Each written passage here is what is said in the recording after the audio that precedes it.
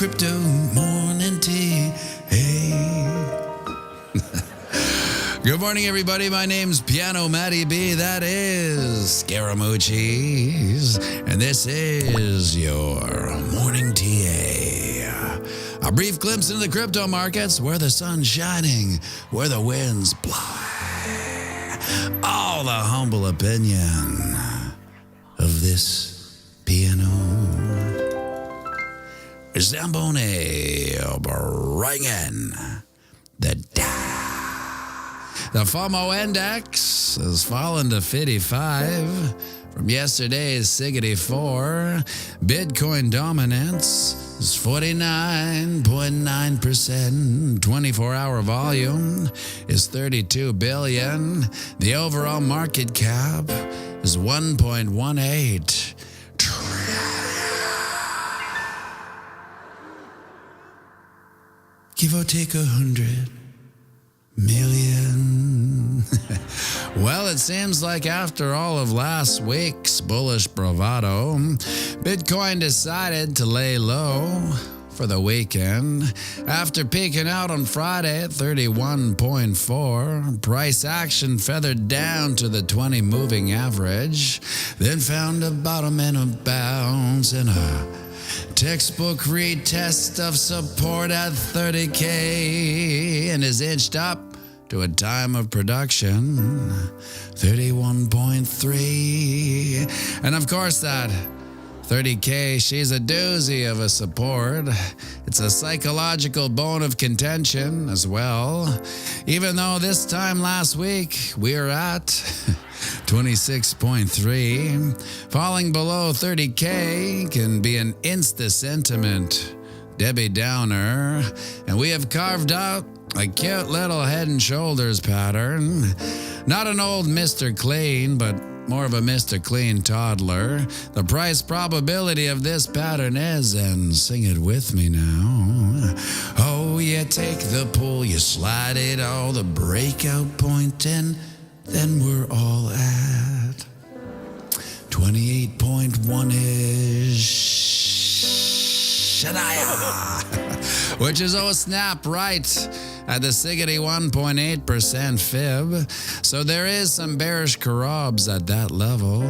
But this is a 4-hour chart, and she's a what? That's right. Leave it in the comment section. Now over on the ding dong, I wanted to look.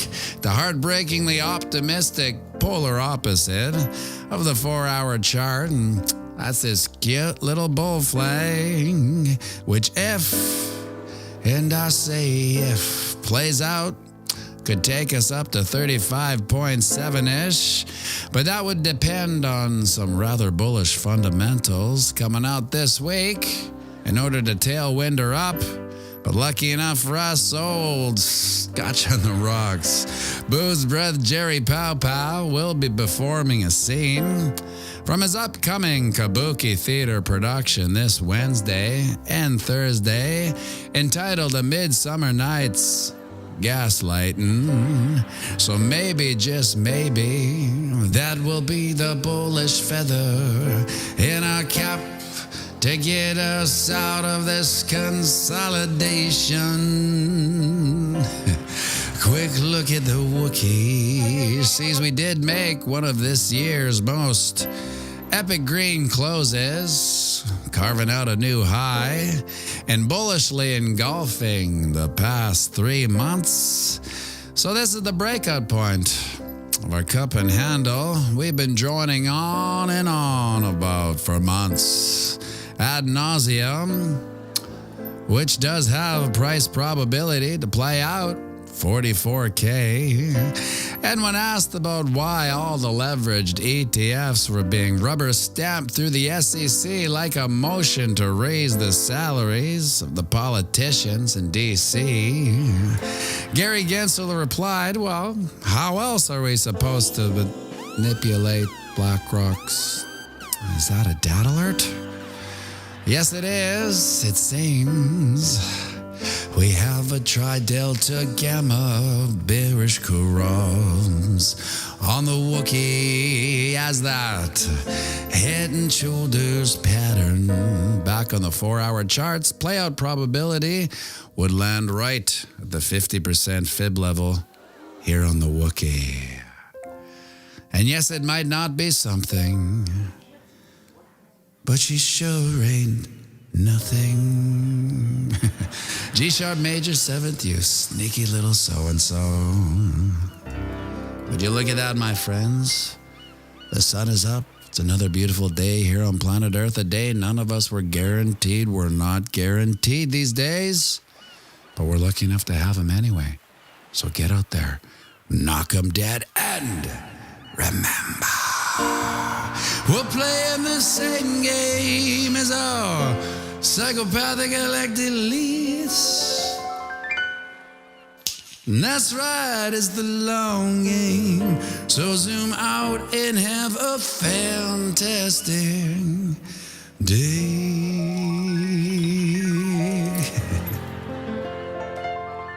And I'm going to be live after this if you want to stick around. But sing it with me now, won't you?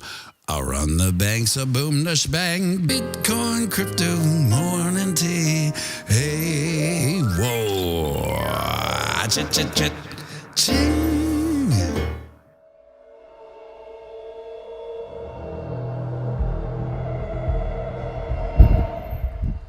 Another beautiful day here on planet Earth, Monday morning. Thank you for the super chat, Bobby Freeman. And it looks like Sherry was the only one that knew what the 4-hour chart was. When I did that this morning, I was kind of thinking, does anyone know that I call it a noisy little so-and-so? But I guess Sherry was the only one. Well, I actually think it's going to be a boring week, save for Jerry Pow Pow's Kabuki Theater on Wednesday and Thursday. I don't think anything's going to happen, but who knows? I'd like to be surprised. And when we've been going on and on ad nauseum about that cup and handle on the weekly for literally a year now, as it plays out, of course. If it took a year to form, it'll take a year to play out. I was asked recently if I trade, like, am I a professional trader, so to speak? And the answer is no, because I never got good enough to be a professional. So the reason I state professional is that I know professional and I know non-professional. And I'll liken it to professional athletes. The reason why they're professional is that they're better than everybody else and they rarely make mistakes. And when they do, you know, it's okay. It's not catastrophic and they're not going to lose their position in life or their team, right? But if you're not professional, you're not making any money. So in order to be a professional trader, you literally have to be that 1% of the 1% that are just so good that you actually even know when the market manipulation is going to happen. You can duck. You're just kind of privy to that the more you go. And an interesting thing that happened on the live stream on Saturday, it was very quiet at the Jimmy. But that's what happens in the summer in Winnipeg. Nobody goes out. Nobody really goes out in the winter, but they do more so than the summer. They go to their cabins. Someone actually on my on the feed, I put the Bitcoin price. Is it down here? No, I don't have it here, do I? Oh wow. And they're like, what is that? What is that number? I'm like, that's the Bitcoin price. What's Bitcoin? And I thought at first they were joking, but they were dead serious. No, they didn't know what Bitcoin was. That is how early we are, and I can't say that enough. Bobby Freeman, you have been right a lot. Yes. Well, I'm about as right as the probabilities are correct. So, for instance, a falling wedge, let's say it breaks up 68% of the time. So if I do a video with a falling wedge and say that, you know, we likely we'll break out of this and it'll go here, well, 68% of the time I'll be right. But, you know, the other, what is it, 32% of the time, I'll be wrong. That's okay. It's all about probabilities, right? Terry Crow says, I think you could be that 1% of 1%, Maddie. You just prefer not to. Well, there's a reason why there's two reasons. One, I didn't consider myself professional enough, as in, you know, I wasn't like an assassin trader. And I was trading currency at the time. I was trading the Euro-US currency pair on the 5-minute chart, like a little psychopath. You want to talk about quick trades?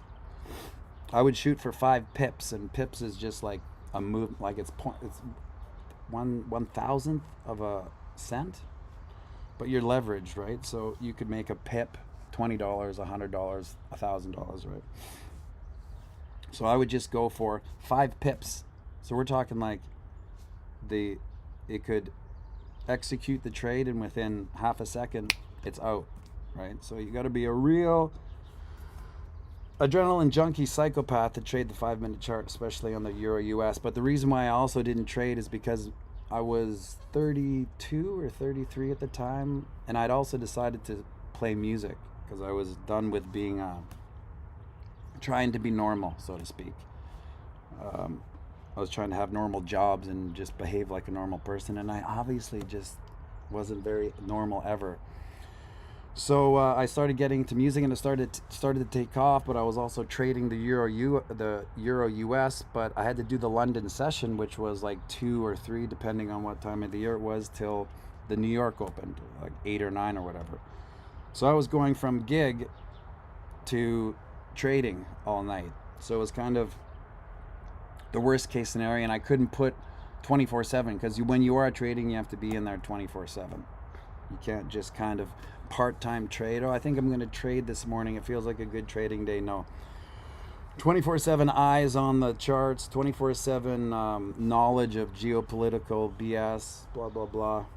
So that's the reason why I also didn't do it. But I think I got a... Yikes, 5-minute chart pips. Christ almighty, yeah. It's not for the faint of heart, but at the same time, there's less emotional connection to any trade. So when you're you know, the classic swing trader, when you're, you know, maybe trading the weekly or whatever, maybe you're in a long to 44K, right? Which would be not the worst long you could have right now, that's for sure. You're emotionally involved in that trade, and so you're stuck in it. And the thing that I liked about the 5-minute chart, I didn't care for the trade. If it stopped me out, it stopped me out. Who cares? There's another one coming. They're like buses, right? Coming in and out. Matty B, I see you have a hoop. Yes, I do have a hoop. Oh, I got you. You're going into the window there. Yes, I got that for Duke, my 8-year-old. You want to talk about psychopaths? I'm talking about myself. I thought, well, I'm going to get him a basketball hoop, and then every day before school, I'm just going to make him do 30 shots. That's it. 30. I think I just froze. Yep, I did.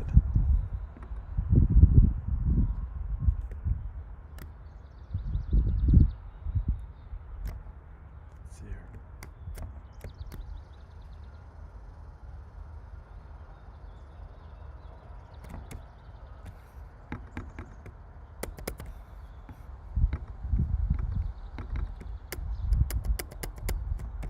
I'm doing the 3-finger thing here, trying to get out. That's not even working. This is a brand new computer, huh? Go figure, Apple.